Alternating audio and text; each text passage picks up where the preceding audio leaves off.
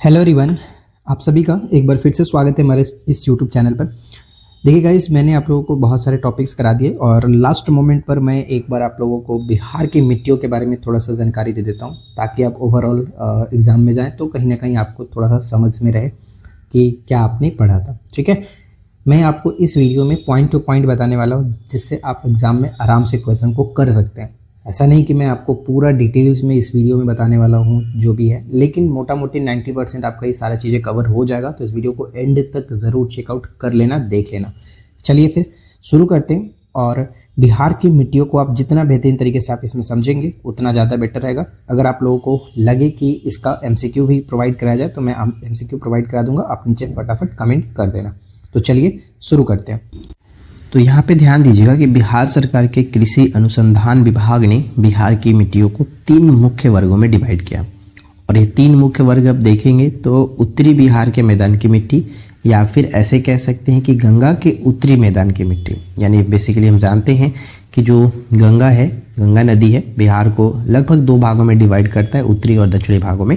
इसलिए ऐसा कहा जाता है कि एक उत्तर के गंगा के उत्तरी मैदान की मृदा और दूसरा होता है दक्षिणी बिहार के मैदान की मृदा, यानी कि गंगा के दक्षिण मैदान की मृदा।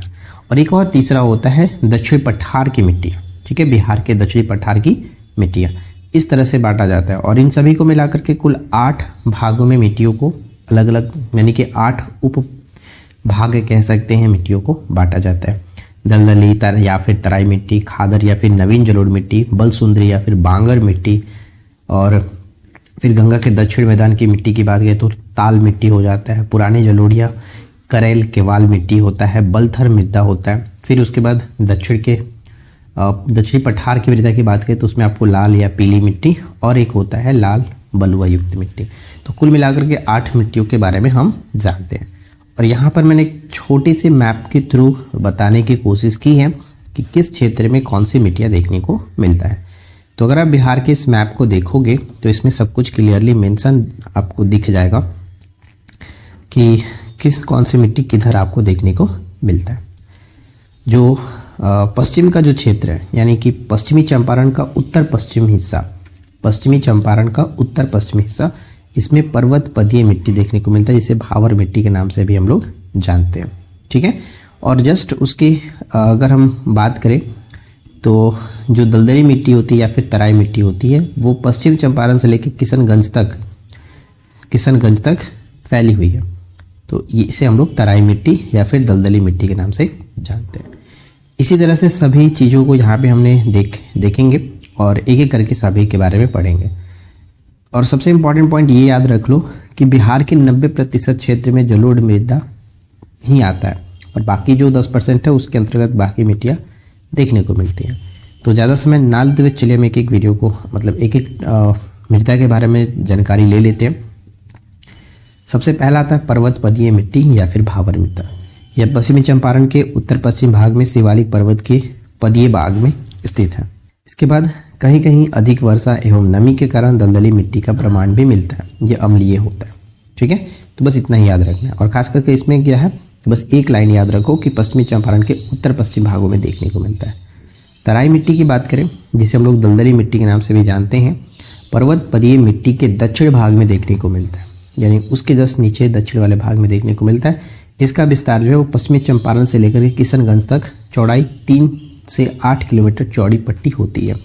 यानी जो आप देखोगे तो इसे देखो, ये जो आप देख रहे हो तो ये 3 से 8 किलोमीटर चौड़ी पट्टी होती है तराई क्षेत्र। ठीक है, तराई मिट्टी। इसके बाद यहाँ पे कि पर्याप्त मात्रा में नमी और ह्यूमस पाई जाती है।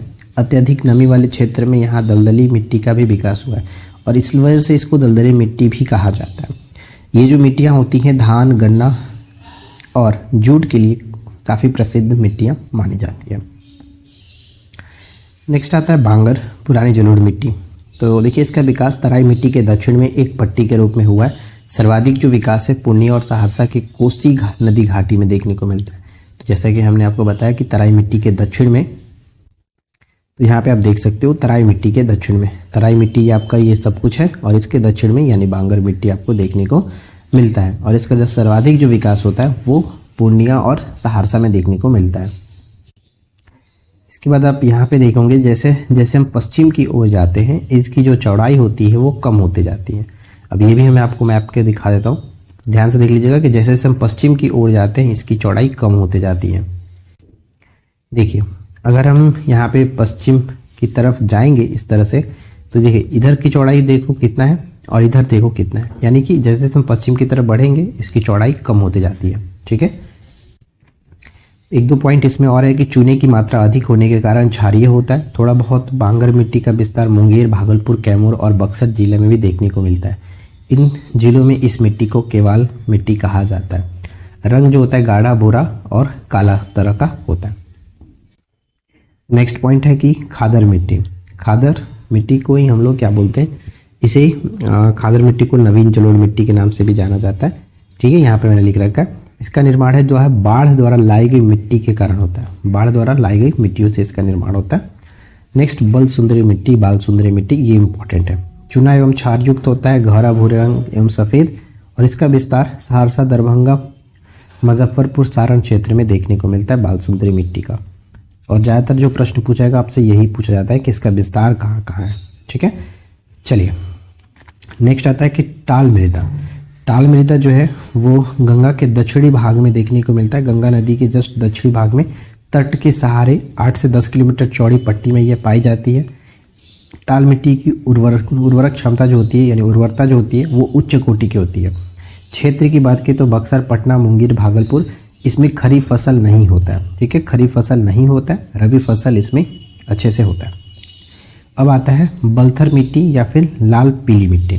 तो देखिए बलथर मिट्टी की बात करें, लाल पीली मिट्टी, तो इसका विस्तार पश्चिम में कैमूर, सेड़ी के निकट से पूर्व में राजमहल, जो झारखंड में राजमहल की पहाड़ी है वहाँ की उच्च भूमि तक लगभग 8 से 15 किलोमीटर तक ये फैला हुआ है।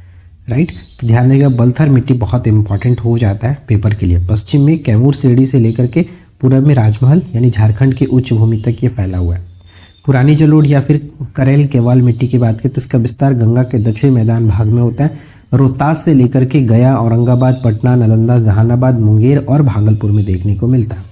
इसकी उर्वरक क्षमता जो होती है वो उच्च होती है, उच्च उर्वरक क्षमता होती है।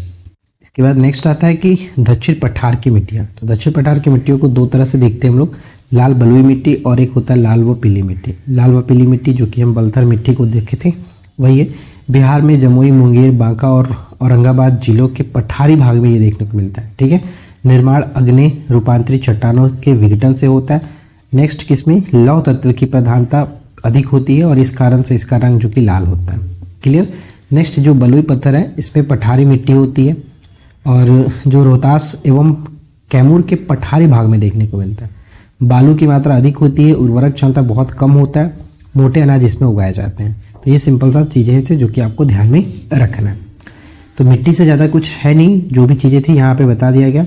और साथ ही साथ एक चीज़ और मैं आपको बताऊँगा कि अगर आपने हमारे पुराने वाली वीडियोज़ नहीं देखा है जिसमें मैंने मिट्टी को और अधिक विशेष रूप से मतलब विस्तार से बताया, उसमें क्वेश्चंस भी कराए हुए हैं। अगर आपने वो नहीं देखा है तो ज़रूर चेकआउट कर लीजिएगा। और वो वीडियो बहुत इंपॉर्टेंट है क्योंकि उसमें बहुत सी चीज़ें ऐसे बताई गई जो आपके पेपर में डायरेक्ट हिट होता है। तो आप लोग को रिकमेंड करूँगा कि आप उस वीडियो को एक बार ज़रूर देख लेना। तो इस वीडियो में इतना ही फ्रेंड्स, मिलते हैं नेक्स्ट वीडियो में नए टॉपिक के साथ। Thanks for watching, keep watching, keep learning, have a good day.